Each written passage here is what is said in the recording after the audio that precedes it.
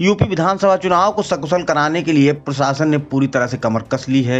ADG Bareilly zone ने जनपद का दौरा कर चुनाव को निष्पक्ष एवं शांतिपूर्ण कराने की बात कही है। यूपी विधानसभा चुनाव की तैयारियों में प्रशासन जुट गया है। इसी के चलते एडीजी बरेली जोन राजकुमार ने जनपद संभल का दौरा कर अधीनस्थ कर्मचारियों अधिकारियों के साथ चुनाव को लेकर बैठक की। वहीं प्रेस वार्ता कर एडीजी ने बताया कि इस बार चुनाव कोरोना महामारी के साए में कराया जाएगा। चुनाव को निष्पक्ष एवं सकुशल कराने के लिए प्रशासन पूरी तरह से तैयार है। उन्होंने बताया कि संभल में 55 कंपनी अर्धसैनिक बल चुनाव कराएंगे। वहीं चुनाव में गड़बड़ करने वाले चिन्हित किए गए हैं।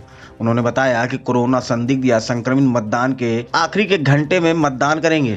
इससे पूर्व एडीजी ने जनपद के विभिन्न थानों का निरीक्षण कर व्यवस्थाएं परखी। वहीं एडीजी ने बैठक में क्या कुछ कहा, आइए आपको सुनाते हैं। मैं आया था और संभल जनपद के में जो आगामी दिनों में विधानसभा चुनाव संपन्न होने उनकी तैयारियों की समीक्षा और जनरल लॉ एंड ऑर्डर और क्राइम की समीक्षा हेतु मैं जनपद में आया हूं। और अभी आज सुबह नखासा थाने का भ्रमण किया और सीएपीएफ काफ़ी संख्या में जो बाहर से पैरामिलिट्री फोर्स आ रही है उनके कैंपिंग स्थलों का भी निरीक्षण किया, 2 कैंपिंग स्थलों का। और अभी ट्रैफिक बूथ का विजिट किया और ये चौकी चौधरी सराम चौकी का विजिट मेरे द्वारा किया गया है। जैसे कि आप सभी अवगत हैं, इस बार का विधानसभा चुनाव कोविड-19 के साए में संपन्न कराया जाएगा। भारतीय निर्वाचन आयोग ने विस्तृत दिशा निर्देश जारी किए गए हैं। निष्पक्ष, शांतिपूर्ण और फेयर मतदान के साथ साथ सेफ पोलिंग, सेफ इलेक्शन का भी एक उनका ध्येय और मोटिव है। जब सभी स्वस्थ रहें और कोविड से अपने आप को बचा करके रखें, इसी प्रकार की व्यवस्था चुनाव आयोग ने जारी की है। उसमें काफ़ी कुछ नए संशोधन भी किए गए हैं। फोर्सेस को लेकर के जितने भी हमारे पोलिंग स्टेशन में हमारे कर्मचारी रहेंगे, चाहे वो प्रशासनिक हों, पुलिस के हों, सभी के पास कोविड से बचाव हेतु मास्क, सैनिटाइज़र और ग्लव्स उपलब्ध कराए जाएंगे। इसी के साथ साथ बहुत से कई और अन्य संशोधन हुए हैं। नामांकन के समय अब शायद ऑनलाइन नामांकन की व्यवस्था भी की गई है। नामांकन के लिए फिजिकली किसी को आने की आवश्यकता नहीं है। नामांकन में जो लोग आएंगे उनके में भी सीमित कर दिया गया है। 2 ही लोग नामांकन जो कर रहे हैं उनके साथ आ सकते हैं। 2 ही वाहनों का प्रवेश होगा। जितने भी पोलिंग स्टेशन हैं उन सभी पोलिंग स्टेशन पर कोविड हेल्प डेस्क रहेगा। इस तरह के तमाम निर्देश चुनाव आयोग ने जारी किए हैं और उसको प्रशासनिक अधिकारियों के द्वारा और पुलिस अधिकारियों कर्मचारियों के द्वारा मिल करके हमको सुनिश्चित करना है कि सभी जो निर्देश चुनाव आयोग के हैं उन निर्देशों को ग्राउंड लेवल पे, फील्ड लेवल पे हम लोग इम्प्लीमेंट करें। इन्हीं कोतवाली का भ्रमण किया गया है और वहाँ पर सभी व्यवस्थाएं ठीक पाई गई। काफ़ी कुछ तैयारी कर ली गई है चुनाव को लेकर के।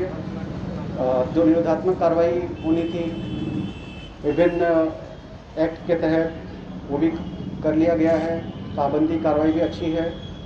अभी शाम को मैं 1-2 थाने का विजिट और करूंगा। उसके पश्चात सभी थानाध्यक्षों की गोष्ठी भी है जिसमें जो भी आवश्यक दिशा निर्देश हैं चुनाव को लेकर के वो दिए जाएंगे। संभल पुलिस पूरी तरह सक्षम है शांतिपूर्ण, निष्पक्ष और सेफ चुनाव करवाने।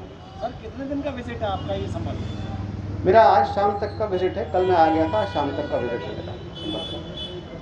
सर, जो पिछले चुनाव में एफआईआर दर्ज हुई थी तो क्या वर्षों में जितने भी एफआईआर दर्ज हुए हैं उन सभी एफआईआर के में जो भी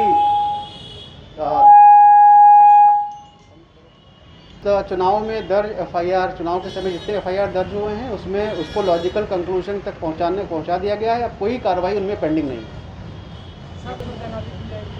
जी, अर्धसैनिक बलों के बारे में यह है कि कम से कम अभी तक निश्चित नहीं हुआ है, लेकिन हम ये उम्मीद करते हैं कि 50 से 55 कंपनी तक सीएपीएफ इस जनपद को आवंटित होगी और प्रत्येक बूथ पर हमारा कम से कम हाफ सेक्शन सीएपीएफ का डिप्लॉयमेंट रहेगा। उन सभी 55 कंपनियां जो आने वाली हैं उनके लिए कैंपिंग के लिए स्थल चिन्हित कर लिए गए हैं जनपद में, कहां पर वो कैंप करेंगे। और अभी एक कंपनी हमको संभल जनपद के लिए CAPF मिली है, जो कि एरिया डोमिनेशन और रूट मार्च फ्लैग मार्च आज शाम से वो शुरू कर देंगे। सर संवेदनशील बूथ और वल्नरेबल हैमलेट्स वगैरह का चिन्हीकरण हो गया है और आने वाले दिनों में, क्योंकि डायनेमिक प्रोसेस है, आने वाले दिनों में जैसे जैसे प्रत्याशियों की घोषणा होती रहेगी उसके आधार पर उनकी क्रिटिकलिटी और उनकी सेंसिटिविटी का हम लोग रिव्यू करते रहेंगे। अभी तक जो भारतीय निर्वाचन आयोग ने जो निर्देश जारी किया है उसमें यह है कि कोरोना पॉजिटिव और संदिग्ध कोरोना के जितने भी वोटर्स होंगे उनके लिए आखिरी 1 घंटा रखा गया है शाम के समय का। तो मान लीजिए जितने भी पोलिंग बूथ पर वोटर जाएंगे उनका सबका थर्मल स्कैनर के द्वारा टेम्परेचर लिया जाएगा और अगर टेम्परेचर उनका अधिक पाया जाता है मानक से तो उनको वापस कर दिया जाएगा। शाम के समय उनकी वोटिंग होगी। शाम के समय 1 घंटे में के अंतराल में जितने भी कोरोना संदिग्ध हैं और जितने भी कोरोना पॉजिटिव हैं उनकी वोटिंग करने का प्राविधान है। इसके साथ साथ एक पोस्टल बैलेट की भी व्यवस्था चुनाव आयोग ने की है। यदि कोई बीमार है और 80 साल से ज़्यादा उसकी एज है तो उसमें पोस्टल बैलेट की भी व्यवस्था रहेगी। संभल से दस्तक टाइम्स के लिए अरुण कुमार की रिपोर्ट। ताज़ा तरीन खबरों के लिए सब्सक्राइब करना ना भूलें दस्तक टाइम्स। बेल आइकन दबाकर पाएं देश विदेश की लेटेस्ट खबरों की नोटिफिकेशन।